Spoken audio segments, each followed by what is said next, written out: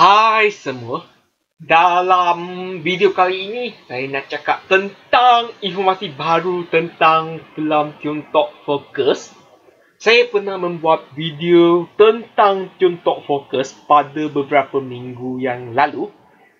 Dan jika anda belum tengok video tersebut, boleh tengok video yang saya letak dekat description ya. Jangan lupa untuk tengok tau. Dan sebelum itu, jika anda merupakan penonton baru dan belum subscribe channel saya, sila subscribe channel saya bagi video-video yang saya akan memuat naik dari semasa ke semasa. Jangan lupa untuk buka loceng tau. Okey. Sebenarnya, perubahan ini lebih kepada itulah daily fair use policy ni.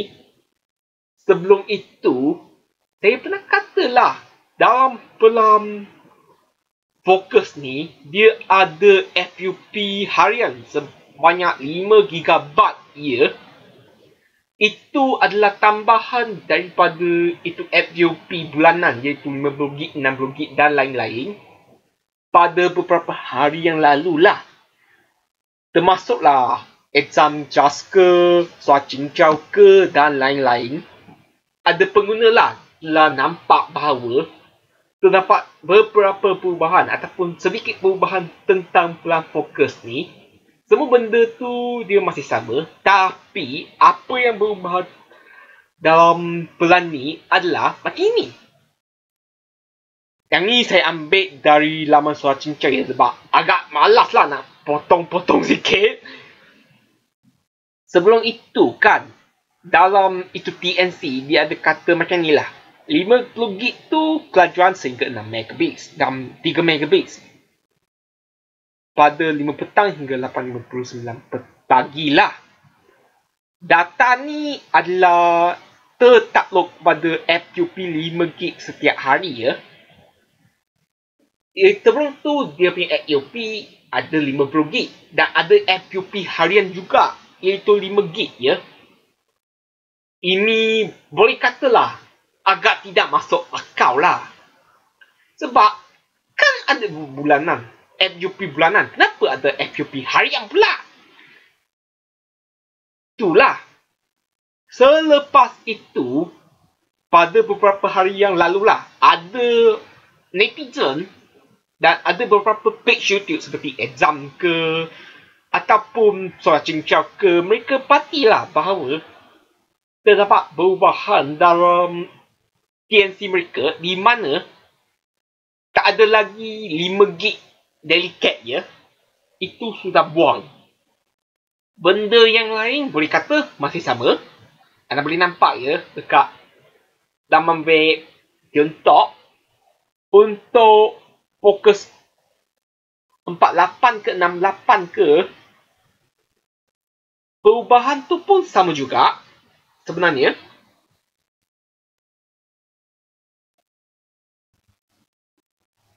Kebaikan dengan perubahan ini adalah sebenarnya tak ada lagi had FUP yang saya cakap tadi.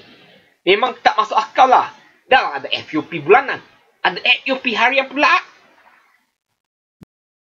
Tu memang nak guna data dalam kuantiti yang besar tu agak sukar lah jika ada FUP 5 GB. Dan ini bermaksud sebenarnya anda dah boleh guna data secara sepenuhnya, iaitu 50 GB, 60 GB ataupun 80 GB. Itu pun berdasarkan pelan yang anda langgan ya, sebelum diperlahankan kepada kelajuan basic internet. Jika data kamu habis, anda masih boleh beli data booster ataupun mempunyai pilihan untuk beli data booster jika anda melanggan pelan telah fokus Tiongtok secara bulanan. Jika anda merupakan pelanggan yang melanggan pelan 3 bulan ataupun pelan tahunan, anda tidak boleh beli data yang lain lah untuk memulihkan ataupun kembalikan kelajuan internet anda. Itu pun berdasarkan TNC mereka ya. Jika anda menggunakan pelan bulanan ni, ada satu kebaikan, iaitu anda boleh beli pelan data yang lain.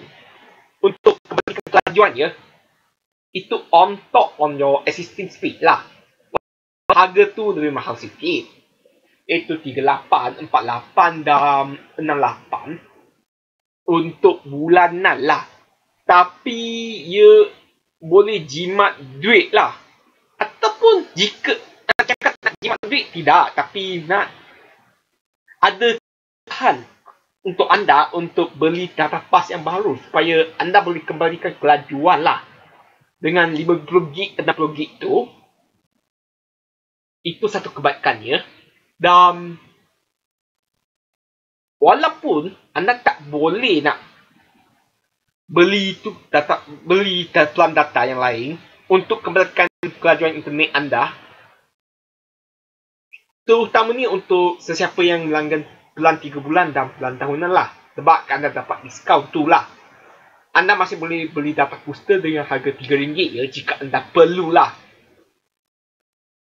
Selain dengan perubahan ini, sebenarnya semua benda yang lain tak ubah.